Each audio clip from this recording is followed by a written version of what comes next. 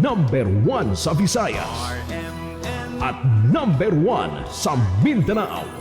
Radyo ng buong Pilipinas.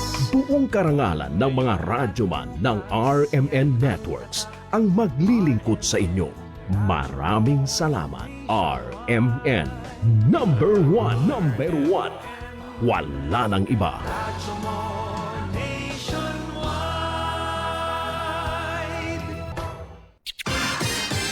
Ito ang DXMY.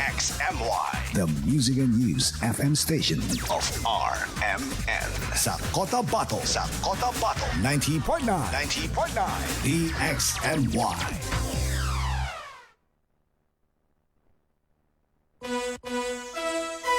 Oras sa Pilipinas sa DXMY ganap ng alas 5 na po ng umaga. Tatak RMN.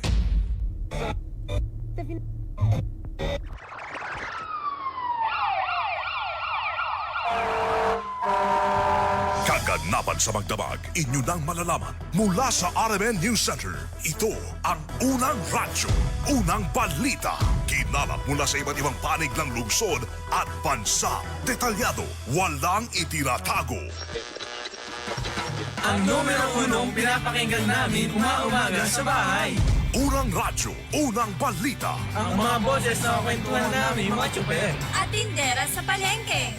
Unang radyo, unang balita. Ang programang gigising sa diwa ng bawat pamilyang Pilipino.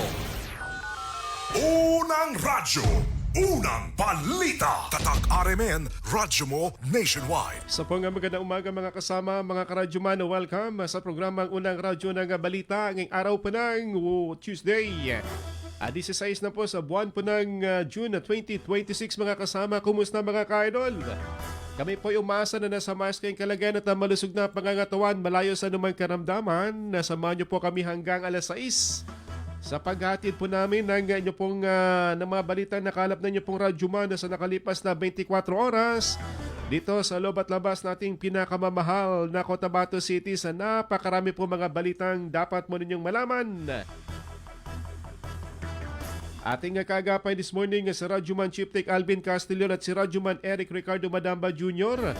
Ito po yung Radyoman Michael Swan. Una sa lahat, headlines.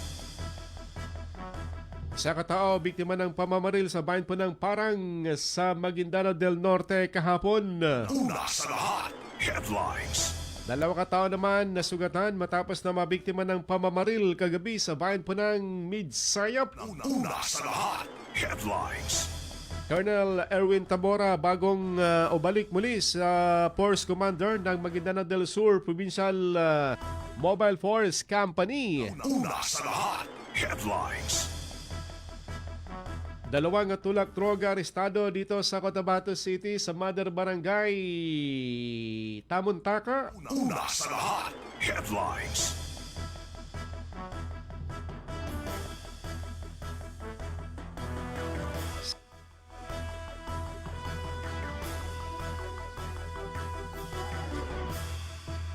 Tatlo katao naman na timbog sa bypass operation ng PDEA Farm sa bahagi ng Lamitan. Una sa lahat, headlines. Paggunita ng Amon Jadid ngayong araw sa farm, may pasok po mga kasama ha. Una sa lahat, headlines. Mahigit sa 1,000 nagrally naman sa Mindiola iginitang reforma sa pamunuan ng farm. Una sa lahat, headlines. Nasa 2.4 milyon ang mga lumang balota para sa naantalang farm polls last year.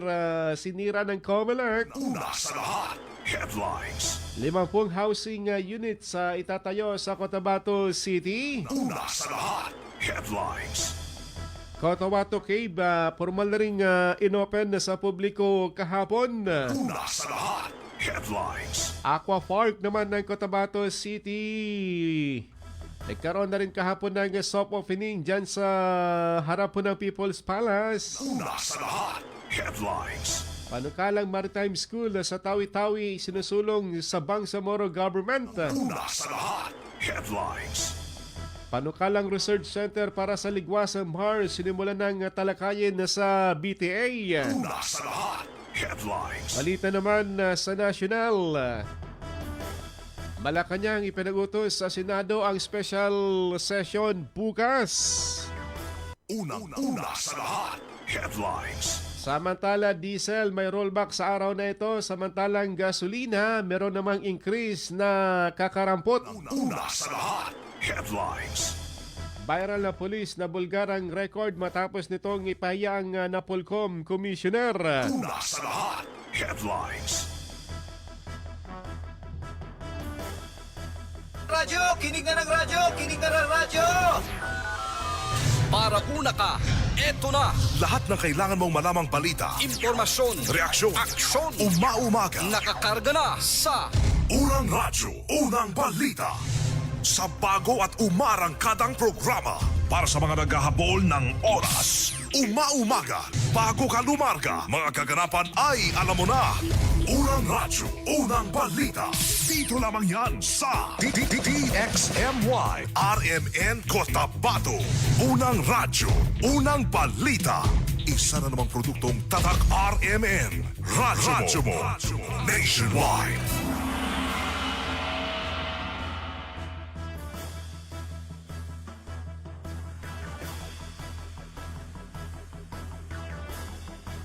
Muli isang magandang umaga mga kasama, mga karadyoman.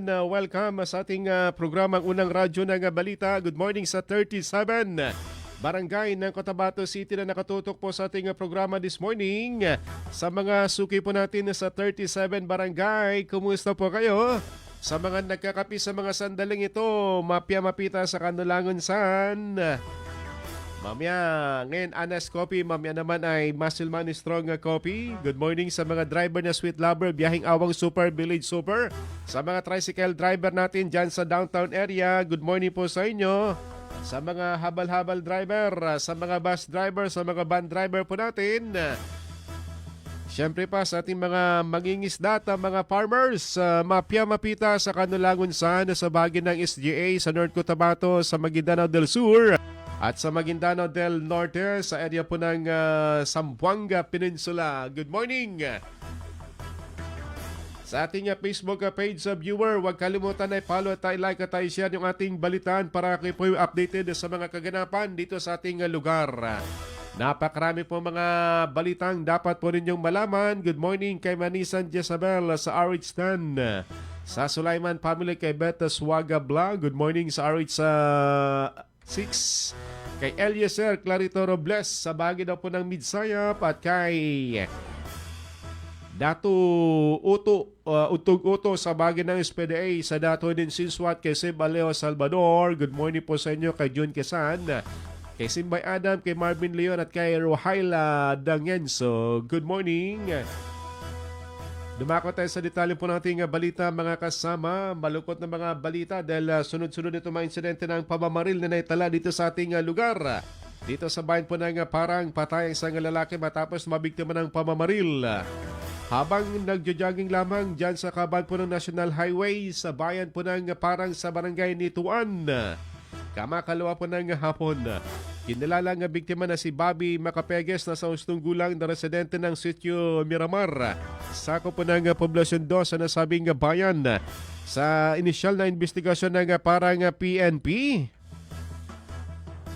nagja-jogging lamang ang biktima sa National Highway nang ito po ay lapitan ng mga suspect na sakay ng single motorcycle at walang kabog-abog na pinagbabaril gamit ang di pa matukoy na uri ng armas.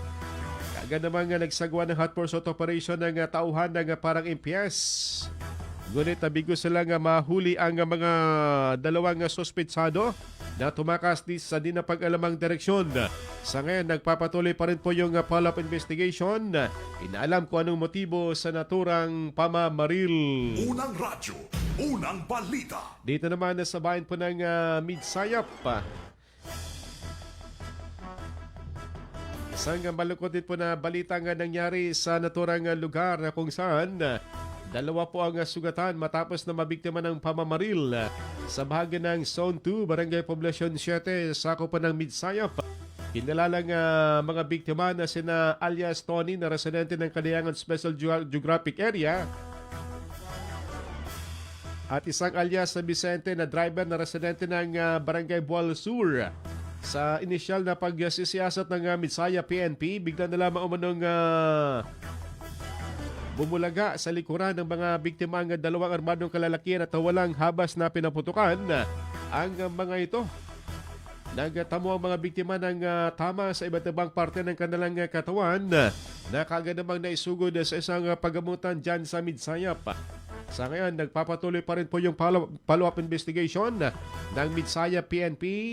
Inaalam kung sino ang nasa likod ng naturang pamamaril at kung anong motibo nila sa krimen. Unang radyo, unang balita. Oras natin ganap ng 5:11 na po ng umaga. Sa mga dagdag pa rin pong balita natin. Balik bilang Provincial Mobile Force Company ng Maguindanao del Sur PNP si Police Lieutenant Colonel Erwin Tabora. Ito ang inanunsyo kahapon ng Maguindanao del Sur PNP matapos ang naturang pagbabalik sa kanyang pwesto bilang dating Force Commander ng 2nd PMFC.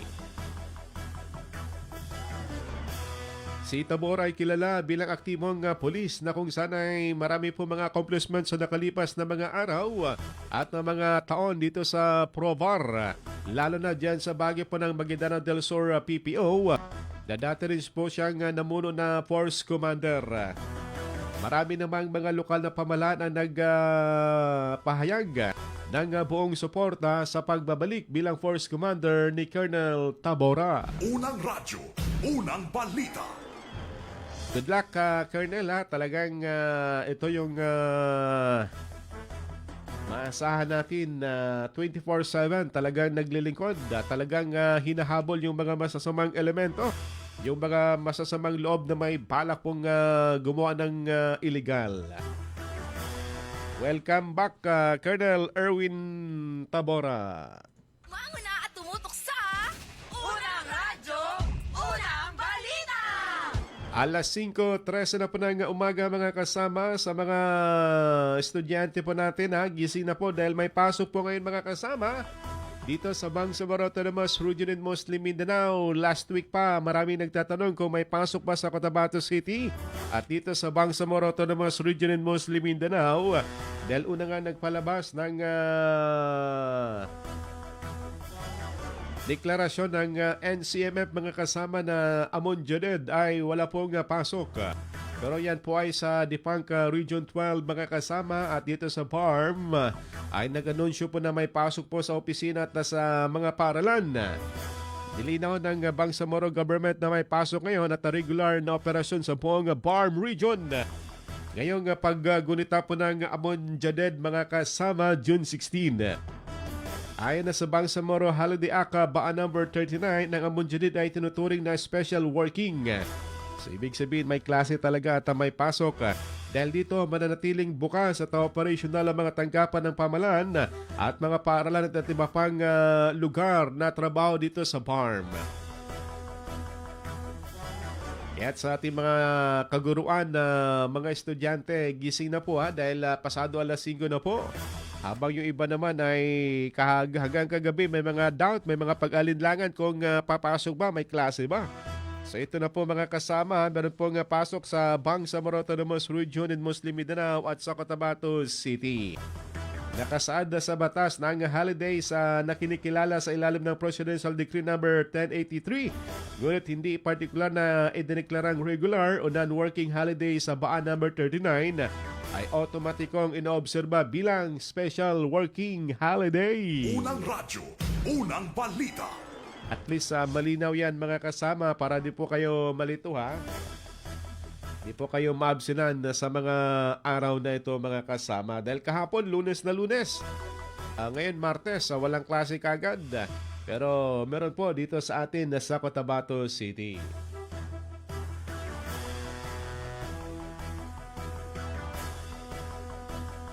Sa iba pang balita mga kasama dito sa lungsod, may kaugnayan po dito sa selebrasyon ng 67th founding anniversary po ng Cotabato City. Marami po mga binuksang aktibidad kahapon tulad po dito sa Cotabato Cave.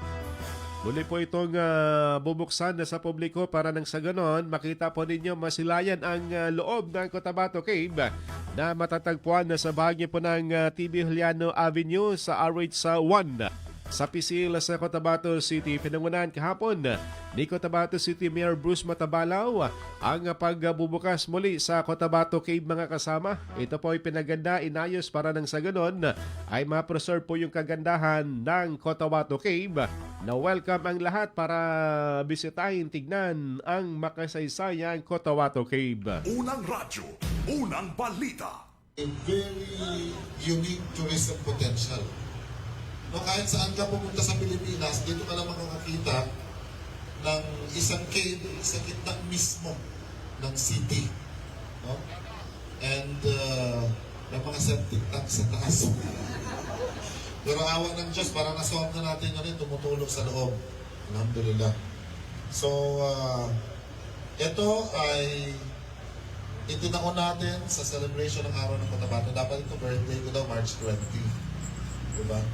Pero hindi kinaya. Bakit hindi kinaya? Mahigpit talaga yung oras, no? Ang ating facelift dito sa Cotabato Cave, hindi lang dito. So makikita ninyo dating building, in-improve na natin. And meron na tayong personnel. Tita Maite, may personnel na ma-assign dito, di ba? Okay. They are proposing that we are going to hire staff na maniningil ng papasok dito sa cave. Kung pagpasok niya sa cave, paglabas niya, unggoy na siya, ibabalik natin ng bayan.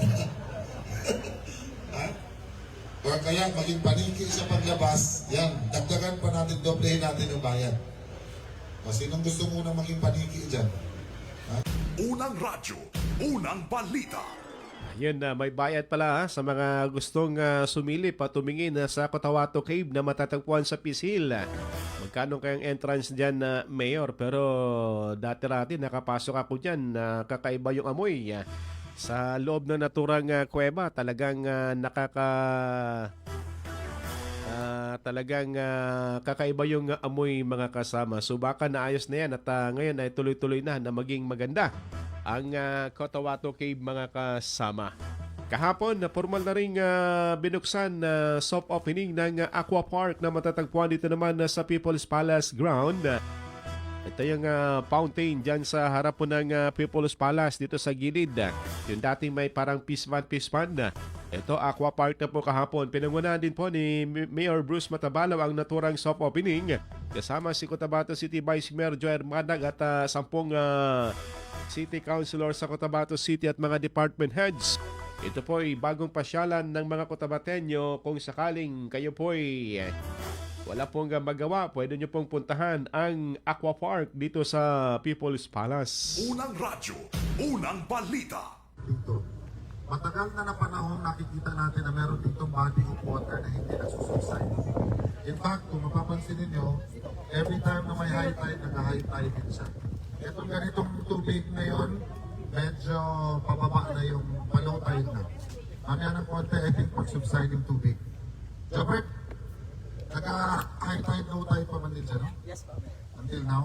Kasi ang sabi ng mga taga dito sa Rosary Heights na ng mga native, ito yung parang pinakaulo ng Pitara.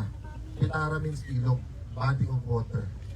So, ito siya, connected talaga ito doon sa ilog. Sir, pwede kayong dumaan? Saan kayo? Hindi na, maya kayo? Okay. Ako na lang maglapit din. Unang radyo, unang balita. Tambalang matinis sa mga balitang maiinit sa unang radyo, unang balita. Oras sa Pilipinas sa DXMY ganap ng 5:19 na po ng umaga. Tatak RMN.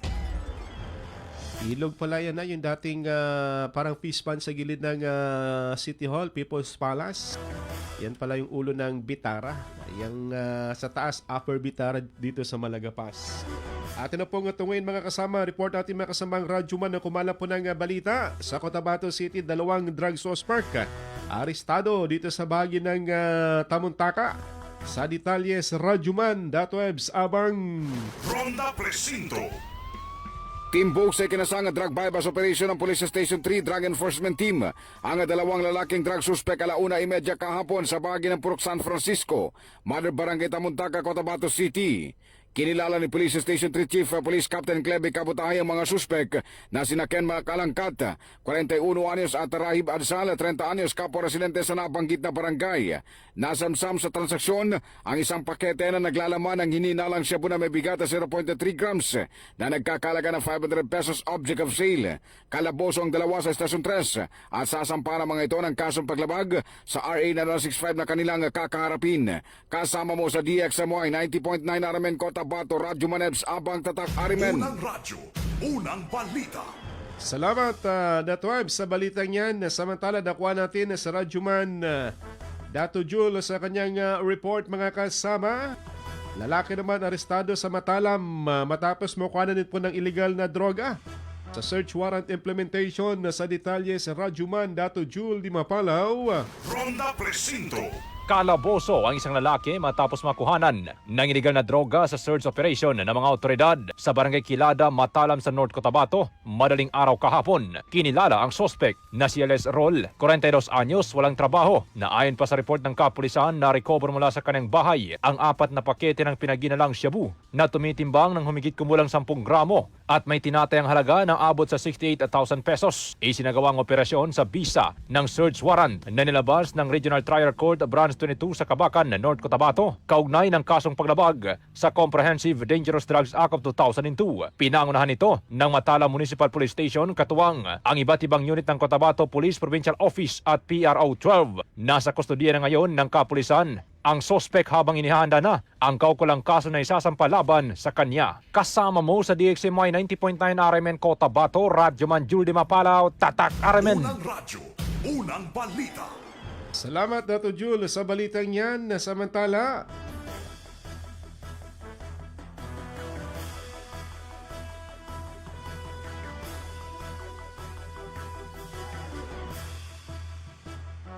ating nakuha naman na report ni Radyoman na Daisy Mangod. Farm, sinanay ang halos 2,000 textbook scholars na in-demand sa in-demand na skills. Sa detalye sa Radyoman Daisy Mangod. DXMY. Tatak RMN Report. Nagtapos ang kabuuang 1,979 na iskolar sa Technical Vocational Training ng Pamahalaang Bangsamoro sa isang mass commencement ceremony sa Cotabato City. Ang mga nagtapos sa ilalim ng Bangsamoro Scholarship Program for Technical Vocational Education and Training o BSPT VET ay kinabibilangan ng mga magsasaka, kabataang hindi nag-aaral, kababaihan, senior citizens at mga naghahanap ng trabaho na sumailalim sa pagsasanay sa iba't ibang kursong may mataas na pangangailangan na isinagawa ng Ministry of Basic Higher and Technical Education and Skills Development o MBHTE TESD. Binigyang diin ni Interim Chief Minister Abdul Rauf Makakua na siya rin kasalukuyang Ministro ng Edukasyon ang kahalagahan ng edukasyon sa pagpapaunlad ng kasanayan sa pagsusulong ng kaunlaran ng rehiyon. Muling pinagtibay niya ang pangako ng Pamahalaang Bangsamoro na palawakin ang akses sa edukasyon at technical vocational na pagsasanay. Kasama mo sa DXMY 90.9 Radio Daisy Mangod, Tatak RMN. Unang radyo, unang balita. Salamat, Radyoman Daisy, sa balitang yan. Good morning pa rin sa mga nakatutok sa atin sa umagang ito. Kay Father Elmar Cortel, sa bahagi po ng UP, kay Bay Gyara Ura Guzman, mapita na XMY. Nakikinig kami sa bahagi ng Tamuntaka 1 na Site 2. Malakas ang radyo po namin, pa-shoutout. Sa aming kapitan na si Kapa Honorable Ahmad Urak. Good morning po sa inyo, Kap. Kay Mila Paharilyo Abo, good morning. At kay Abo Abir Camidon, sa bahagi po ng Egypt, sa Cairo, Egypt. Good morning daw dyan sa Cotabato kay Nasra Daminda, Mapia Mapita at kay Mad Sampag. Happy Amon Jadid. Islamic New Year, first month of Ramadan 1448. Kay Aida Samad, good morning. At kay Leia Mumando Musarta ng Upper Pasig sa Barangay Tinungkaan sa UPI sa Maguindanao del Norte. Good morning po sa inyo at kay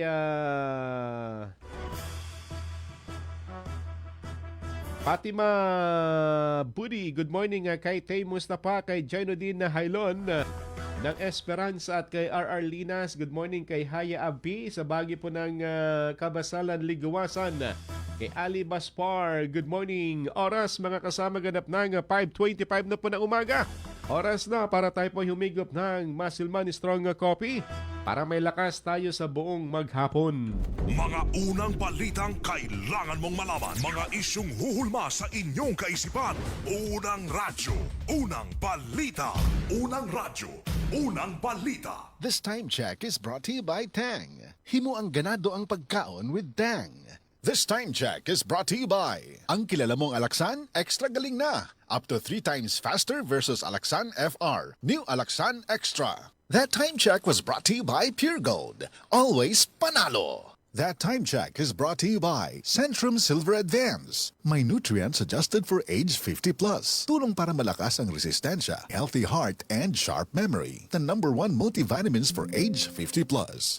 This time check is brought to you by iBerry. Adunay Bilberry para sa mata nga hait ug tinaw. This time check is brought to you by MX3. Dito ako believe.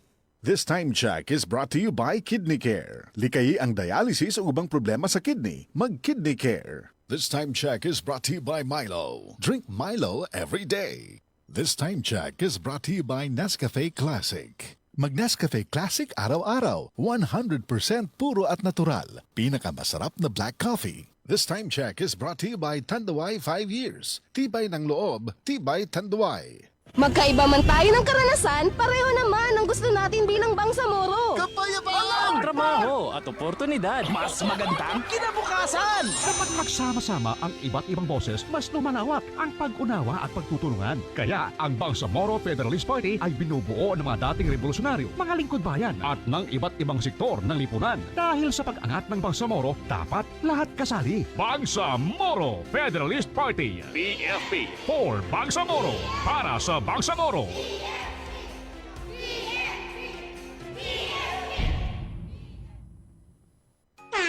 Ahoy! Kidney Care time! Ako si Alan taga Toledo Negros. Sang una, wala gyud ko kabantay nga naa na di ay ko'y problema sa kidney. Sige kong pangihip isang gabi ug usahay mo hubag akong tiil. Pirmi ko kapuyon, nabala gyud ko sa akong kahimtang. Nakadungog mong gugwana nang ni Kidney Care nga mo akong gisulayan sir. Action mo sig minor gi sir. Nag-inom ko kada adlaw ug niagi ang 3 ka bulan. Dako gyud ang kausaban.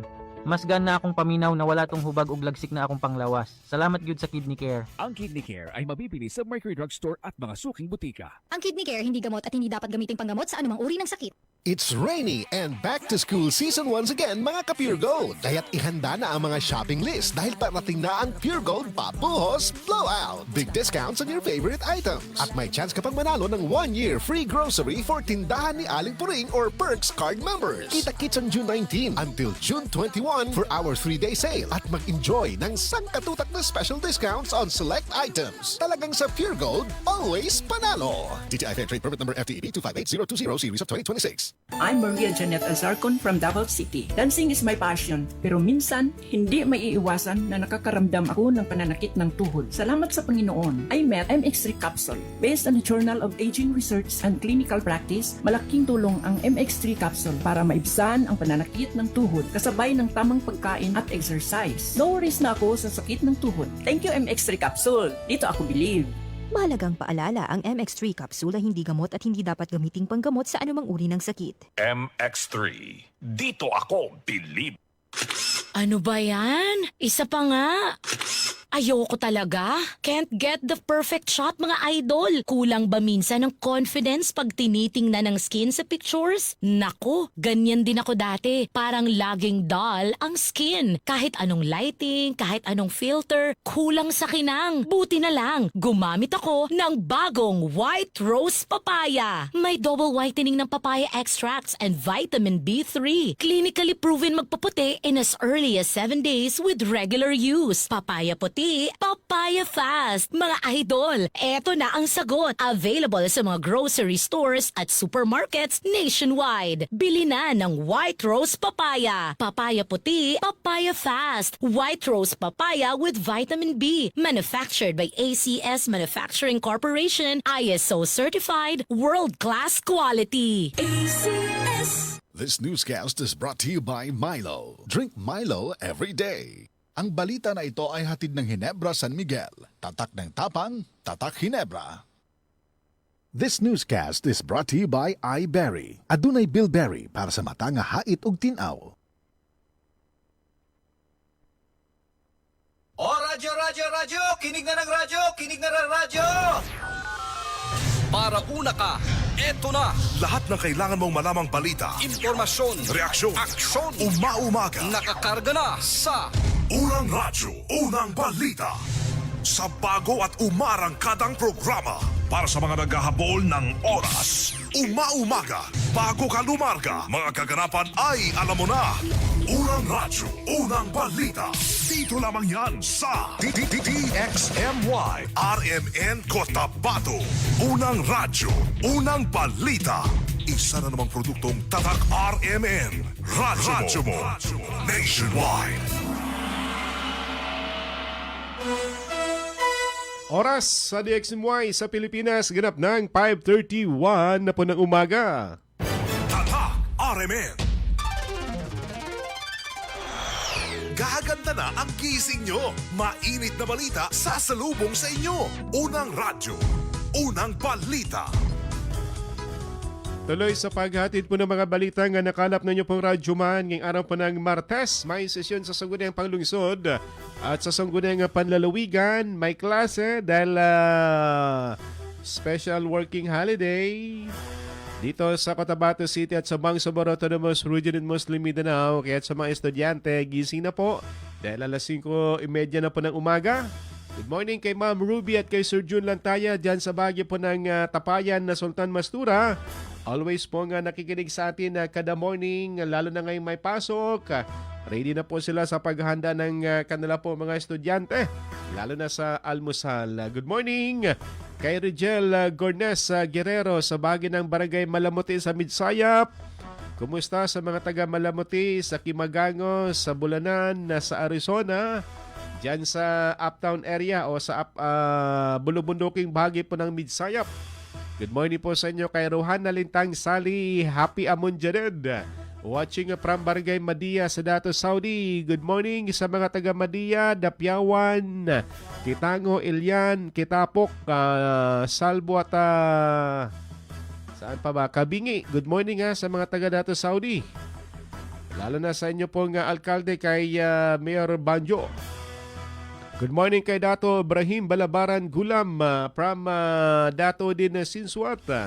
Kay Dato Makir Latipa, good morning kay Bayan Makulsom Mitimbang Waya, kay Dato Tungwaya ng Purok Bay Alabi sa Dato Balabaran, kay Paida Mabang Sukor. Good morning daw, Mapya Mapita sa Paida Garments. Pa-shoutout dyan sa kasama kong bagong gising. Kay Cons, sa bahagi po ng Jensan, kay Jennifer Maninggula Minted. Speaking pa Jensan, kagabi naramdaman nyo ba yung 5.2 na 5.8 ba yun? 5.2 na lindol, pasado alas 11 kagabi. Pero kahapon ng hapon, ganun din, meron din hanggang kahapon ng umaga, meron din po mga aftershocks na naranasan dyan sa bahagi po ng Sarangani Bay mga kasama kagabi. Mahina lamang 5.2 pero mababaw, nasa 10 kilometers lamang. Diyan pa rin po sa Jensa sa Sarangaglan. Yung naging sentro kahapon na kagabi ng lindol. Mababaw, 10 kilometers lamang. Mabutit na sa 5.2 magnitude lamang po ito. Pero sa Jensa at sa Sarangani, medyo malakas-lakas yun dahil mababaw lamang yung 10 kilometer lamang. Noong hapon naman, pasado alas 5, dyan naman sa bahagi po ng Davao Oriental. Pero magkakalapit lamang po yan na mga kasama ng mga dagat dyan sa bahagi po ng Pacific Ocean. Kaya ingat pa rin po sa ating mga kababayan sa mga aftershocks nating nararanasan dulot po ng 7.8 na lindol noong nakalipas po na June 8 mga kasama. Sa ngayon, nasa 65 na po ang naitalang nasawi sa naturang lindol habang nasa 1,400. Marami-rami itong mga na-injured.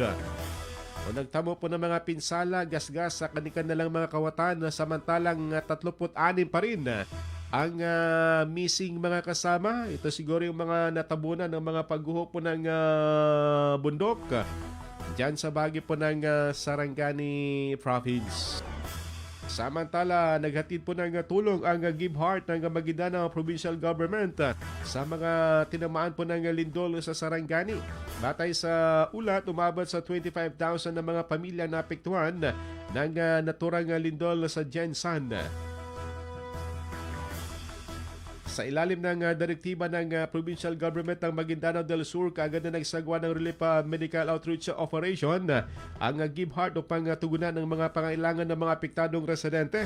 Ayon na sa Give Heart team, layunin ng kanilang misyon na hindi lamang maghatid ng ayuda kundi magbigay ng pag-asa at inspirasyon sa mga pamilyang patuloy na bumabangon mula sa epekto po ng kalamidad. Patuloy namang hinikayat na iba pang sektor na makiisa sa mga akbang para magbigay po ng tulong sa mga kababayan natin na biktima po ng lindol. Ang medical team po ng CRMC na umabot sa 51 ay nagtungo na rin sa bahagi ng Sarangani para sa pag-asikaso sa mga biktima ng lindol. Unang radyo, unang balita. Sa iba pang balita, nagtipo ng mahigit sa 1,000 katao sa Mindiola kahapon upang ihayag ang kanilang panawagan para sa pagbabago sa pamunuan ng BARM, kabilang ang pagtanggal sa mga personalidad na umano'y nakialam sa mga usaping panriyon. Sa isinagawang kilos protesta, nanawagan ng mga demonstrador kay Pangulong Marcos Jr.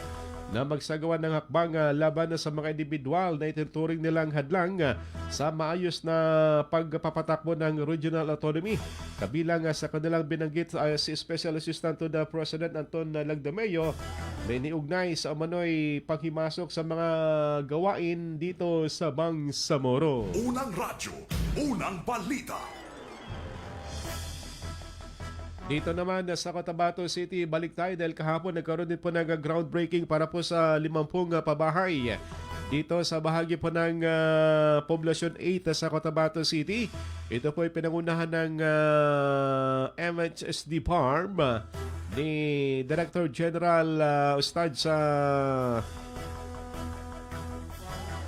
Esmail Ibrahim, kasama po ang LGU ng Cotabato City ni Mayor Bruce Matabalaw at ang buong sangguniang panglungsod. Ang naturang pabahay ay karagdagang mga housing project ng lungsod na mula sa Bangsamoro Autonomous Region in Muslim Mindanao naggaling dito sa MHSD. Unang radyo, unang balita. Ministry of Human Settlements and Development, kami ay taus-pusong nagpapasalamat sa local government ng Cotabato City sa itong ating partnership na magbibigay ng pabahay na libre sa ating mga kapatid dito po sa barangay Poblasyon 8 sa Kakar dito po sa lungsod ng Cotabato. At para na rin po sa kaalaman ng ating mga kapatid sa barangay na ito, meron din tayong another 25 project dyan din sa kabila sa Poblasyon 8 also, sa lungsod din ng Cotabato, at sa may Tamuntaka 2, meron din tayong another 25 units na project. Kaya tuloy-tuloy po ang ating serbisyo dito sa lungsod ng Cotabato. At kami po sa ngalan ng aming minister at ang aming deputy minister, kami po ay nagpapasalamat sa partnership po natin sa local government units ng lungsod ng Cotabato. Unang radyo, unang balita. Labis naman nagpasalamat si Cotabato City Mayor Bruce Matabalaw sa Bangsamoro Government, lalo na sa Ministry of Housing Human Settlement sa kanilang walang sawang pagbibigay po ng pabahay sa mga kapuspalad nating kababayan sa Cotabato City, na kung saan marami-rami na rin ang kanilang pong naibigay mula nang maitatag ang Bangsamoro Government. Unang radyo, unang balita. Na ito yung pang-apat na resettlement project na ibinigay sa atin ng Ministry of Human Settlement and Development. Yung sa Tamuntaka Mother Jobber, tapos na, no? Yung sa Tamuntaka Mother na turnover na ba? Fully occupied? Wala pa. Ayaw talaga nito from MHSD, no? Tapos na yung 50 housing units, meron ng tao? Meron ng tao. Okay. Ngayon naman, may gagawin tayo dito, 25 units sa Tamuntaka ko, another 25 units still in this barangay. Sa Poblasyon 8, sa lupa naman, yung 37 yata, no? Itatayo. So marami ang nabigyan ng pagkakataon. Maliban sa mga proyektong ito, ang city government also purchased 18-hectare property in Karanganan 2 and meron na tayong pondo for backfilling. Pag nagkaroon na yan ng backfilling, isa-subdivide natin, bawat pamilya na walang lupa, bibigyan natin ng 60 square meters na lupa doon sa Karanganan 2. So maliban yan sa ating housing project. Ngayon pa lang nababawasan yung ating mga yung ating backlog sa housing and yung mga landless ng mga urban poor sa Cotabato City. Alhamdulillah. Pero may paalala lang. Maganda una, nais kong pasalamatan si Ustad Skardawi kasi may binanggit siyang verse kanina sa Holy Quran. Hindi ko nadudugtungan yun kasi nag-uumpisa pa lang ako maging Ustads. Ikaw, malapit ka na maging alim. No? And of course, si Councilor Ike, itong Ustads din sa grupo namin eh. Pero pwede na mag-second wife. Hindi. Basta ayaw na talaga. Live? Ha? Victory ka muna bago ka nagsabi ng di. Okay, sabi ni Councilor Ike kanina, pag meron daw isang, idasal natin dapat magkaroon ng 2, 3, 4. Unang radyo, unang balita. Samantala sa ibang balita, ang Kapiana naman na nagbigay din po ng pabahay dito sa bahagi po ng Sulu. At nasa 50 housing unit din po ito mga kasama. Na kung saan ito po ay pinangunahan ni Senior Minister Abdullah Dong Cosain ang naturang pabahay o 150 na core shelter units ay sa iba't ibang mga barangay sa Sulu. Ito ay pinamahagi sa barangay Kagay 50 units, sa Indanan 50 units naman at sa bahagi ng Patikol sa Piyanan at sa Parang. Ayon pa kay Engineer Suharto Bachong na nagsalita sa ngalan ni Kapianan Project Manager Abdullah Cosain, nagdulot ng panibagong pag-asa sa mga benepisaryo ang pagkakaroon ng sariling tahanan. Anyang kanilang bagong tahanan ay nagbibigay ng panibagong pag-asa para sa mga mas maayos na buhay sa biyaya ng awa ni Allah. Sinabi rin niya na patuloy na sinusulong ng Kapianan Program ang pagbibigay ng disenteng pabahay sa mga kwalipikadong benepisaryo ng Bangsamoro alinsunod sa layunin ng pamalaang Bangsamoro. Nagpasalamat naman ng programa sa mga katuwang ng ahensya, kabilang ang MPW District Engineering Office sa Sulu na pinamunuan ni Engineer Alan Ajijul. Ganyan din sa naglaan ng lupang pinagtayuan ng mga pabahay. Samantala, nagpahig ng pasasalamat si dating Barangay Chairman Al Ansar Joel Carnain ng umangay patikol sa pagpapatupad ng proyekto.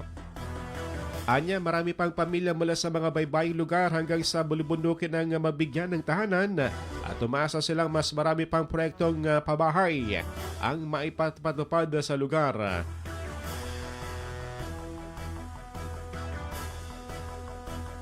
Ayon naman kay Adjujul, ang proyekto ay sumisimbolo sa kaligtasan, dignidad at bagong simula para sa pamilyang mga benepisaryo. Unang radyo, unang balita. Tambalang matinis sa mga balitang maiinit sa unang radyo, unang balita. Isayos po niyong orasan, oras sa next muay sa Pilipinas, ganap ng 5:44 na po ng umaga. Tatak RMN. Bumango na at tumutok sa Unang Radyo, Unang Balita! Balikan natin mga kasama yung ating mga kasamang radyoman na kumala po ng balita. Balikan natin sa radyoman.wife sa kanyang report sa nasabing droga at mga paraphernalia na recover sa Sauce Park sa bahagi ng Gindulungan. Sa detalye sa radyoman.wives abang Ronda Presinto. Arestado ng Gintulungan MPS katuwang Mechanized Battalion ng 6ID Philippine Army ang isang lalaki matapos sa report ng BLGU na may nakaganap na illegal activities alas 4:55 kahapon sa bahagi ng Barangay Bagan, Gintulungan, Maguindanao del Sur. Sa ulat mula kay Gintulungan MPS Commander Police Captain Aksan Lacson, ang suspek ay kinilalang si Basit Tasarip, 51 anyos, may asawa, residente ng Barangay Bagan sa nasabing bayan. Nakumpiska sa suspek ang isang pakete na naglalaman ng hininalang shabu na tinatayang may may timbang 0.63 grams na nagkakalaga ng 4,284 pesos.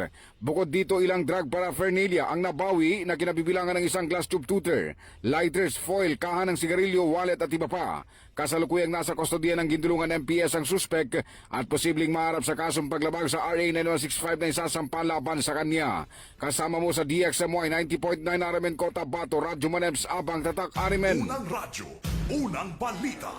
Salamat Web sa balitang yan. Samantala balikan natin sa Radyo Mandato Jul sinasabing karagdagang detalye sa pabahay dito sa Cotabato City. Sa detalye sa Radyo Mandato Jul di Mapalaw. DXMY Tatak RMN Report. Itatayo ang 50 housing units sa Poblasyon 8 ng Cotabato City bilang bahagi ng resettlement project sa ilalim ng General Appropriation Act of the Bangsamoro GAB 2025 ayon sa Ministry of Human Settlements and Development o MHSD BARM kasunod ng groundbreaking ceremony kahapon. Ayon kay Cotabato City Mayor Bruce Matabalaw, prioridad sa naturang pabahay ang mga Bangsamoro Mujahideen bilang bahagi ng suporta sa sektor na matagal nang nakibahagi sa mga proseso ng pangkapayapaan sa rehiyon ng Bangsamoro. Pinasalamatan din niya si dating BARM Interim Chief Minister Alhaj Murad Ibrahim at kasalukuyang Interim Chief Minister Abdrauh Makakua para sa tuloy-tuloy na suporta sa lungsod ng Cotabato. Hinimok din ng alkalde ang mga benepisyaryo na ingatan at pahalagahan ang ipagkakaloob na bahay na anya ay bihirang oportunidad para sa mga pamilyang mabibigyan ng bagong tirahan. Well, priority natin yung mga Bangsamoro Mujahideen na nandito sa Cotabato City ngayon. Yung mga names ng mga beneficiaries wala pang identified talaga dahil dumadaan yan sa proseso ng selection. Ginagawa natin in partnership with the Ministry of Human Settlements and Development. Ibig sabihin may isang committee na nag-handle ng selection ng beneficiaries. Pero rest assured na talagang ang makakatanggap ng mga units na ito ay yung mga nangangailangan, talagang walang bahay at maralit ang Bangsamoro. Cotabato City ang pag-uusapan natin, yung 50 housing units na natapos natin sa Kalanganan 2 ay fully completed yun. Dito sa Cotabato City, rest assured na before the turnover, it is 100% completed. It's with the local government unit. No? Ang funding is coming from the Ministry of Human Settlements and Development. I'm not very sure, parang 42 million yung sa 50 housing units and then around 20 million yung sa 25 housing units. Kasama mo sa DXMY 90.9 RMN Cotabato, Radyo Manjuli Mapalaw, Tatak RMN. Unang radyo, unang balita. Salamat Dato Jul sa balitang yan. Samantala balikan natin sa Radyo Mondays sa kanyang report na sinasabing pagsasanay ng Disaster Control Group nagpapalakas sa kahandaan ng MILG sa mga emergency at mga kalamidad. Ating adakuan sa detalye sa Radyo Mondays si Mangod. DXMY Tatak RMN Report. Upang mapalakas ang kahandaan at institusyon at makabuo ng isang mahusay na mekanismo ng pagtugon sa mga emerhensya, sumailalim sa Disaster Control Group Capability Enhancement Training ang mga kawani ng Ministry of the Interior and Local Government o MILG BARM. Ang masingsinang pagsasanay ay pinangasiwaan ng Ministry of Health, Health Emergency Bureau at ng Bureau of Fire Protection o BFP, katuwang ang Interior Affairs Services Disaster Risk Reduction Management Division o IAS-DRRM ng Ministeryo. Binigyang diin ni Attorney Marvin Mukamad, Director 2 ng IAS, ang kahandaan ng pagpapatibay ng kahandaan sa pagtugon sa mga emerhensya. Sa mismong pagsasanay, kabilang sa mga tinalakay ang Basic Life Support o BLS, Standard First Aid o SFA, at Introduction to Fire Safety and Fire Suppression. Anya, hindi sapat na naroroon lamang ang mga kawani. Kinakailangan ding sila ay ganap na handa at may kakayahang gumawa ng agarang aksyon sa oras ng mga kritikal na sitwasyon. Kasama mo sa DXMY 90.9 Radio Monday si Mangud, Tatak RMN. Unang radyo, unang balita. May tama ka sa loto! May tama ka sa loto! Ating isilipin muna mga kasama resulta ng draw ng PCSO kahapon na hindi po umurong sa pagtulong. Alas 2, Swartres lumabas 184 mga kasama. Samantalang 5 PM naman na 349. Alas 9, Swartres lumabas 599. 4-digit naman na kagabing alas 9. 5808 ang tumoy 808.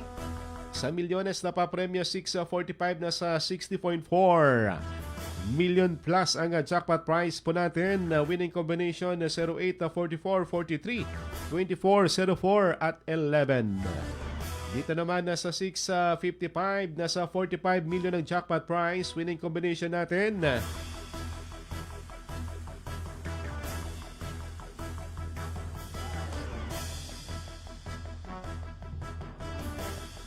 $44, 14, 10, 21, 38 at 18. Congratulations sa nakakuha ng tumpak na winning combination na yan. Good morning nga pa rin sa mga nakatutok sa atin ha. Good morning kay Evelyn Pontanilla, kay Babu Ana from Qatar at kay Jor Ali Suna. Good morning siya kami sa Pagalamatan. Aba, good morning sa mga taga Pagalamatan. Diyan sa area po ng Poblacion 9 at Poblacion Tamuntaka area na po. Boundary po yan ng Pagalamatan. Sa Tamuntaka 3, Tamuntaka 4, parang meron ng daanan inaayos. Bubuksan ng daan from Poblacion 9 going to Tamuntaka 4. Hanggang tuloy-tuloy na yan dyan sa Payan. Dito rin po sa bahagi po ng malapit na po sa Libungan na Toreta. Kay Dato Paika Benito, good morning sa Tabiran sa Natunin Sinswat, kay Menji Ismael ng Leong Kabuntalan, kay Merlin Santos Jeronimo, good morning kay Sally Abdul Karim, at sa Team Talipapa kay Ate Jane, Kuya June Amis, kay Sarge Wanday at kay Kuya Rigor. Good morning po sa inyo. Balikan natin si Radyo Man Daisy, update naman sa mga Marites. Sa gitna ng mga usap-usapan tungkol sa pag-alis ng ilang kilalang artista ng LVD Talent Management, nilinaw ng batikang aktres na si Dina Boni V na mananatili siya sa Talent Management Company at patuloy siya magtitiwala sa pamunuan nito. Ang LVD Talent Management ay itinatag ng yumaong talent manager na si Leo Dominguez na naging tahanan ng maraming sikat at respetadong artista sa industriya ng showbiz sa loob ng maraming taon. Matapos ang pagpanaw ni Dominguez, ipinagpatuloy ang operasyon ng kumpanya sa ilalim ng pamumuno ni Freddy Blasco na matagal ding naging bahagi nito. Sa mga nakalipas na buwan, naging usap-usapan ang pag-alis ng ilang kilalang personalidad mula sa LVD, kabilang sa mga naunang napaulat na lumipat o kumalas sa pamamahala ng kumpanya ay sina Paulo Avellino at Janine Gutierrez. May mga balita rin na kumalas na rin daw sina James Blanco at JC De Vera. Kasama mo sa DXMY 90.9 Radio Monday si Mangud, Tatak RMN. Unang radyo, unang balita. Salamat Radyo Monday si update naman na sa mga Marites. Good morning sa mga nakatutok pa rin po sa atin ha. Kay Sally Abdul Karim, kay Norodin Quijano Tugaya, kay Obing Leon Chon sa Purok Pagkakaisa sa Poblacion 2 dito sa Cotabato City. Good morning po sa inyo. Sa mga nagbe-birthday, happy birthday. Belated happy birthday sa aming sekretary ha. Kay Ma'am Loradel Celoterio ng weekend. Ngayong araw naman kay Dato Ebs Abang kanyang ika-21st birthday. Aba, happy birthday Dato Ebs. Birthday mo pala ngayon. So saan tayo mag-almusal? Sarap pa naman yung ulo po ng halwan. Ed Milad kay Dato Ebs Abang. Ang dami pala nagbe-birthday dito sa atin ng June ha. Malapit na rin, 4 days to go. Araw na po ng Cotabato City. 67th anniversary mga kasama. Susunod na si Radyoman Birthday Boy Dato Ebs Abang at si Radyoman SM Erwin Kabilbigan. Sa programang Straight to the Point, ating naging partner this morning si Radyoman Chief Tech Alvin Castillon at si Radyoman Eric Ricardo Madamba Jr. Ito po yung Radyoman Michael Aswan, Tatak Armen.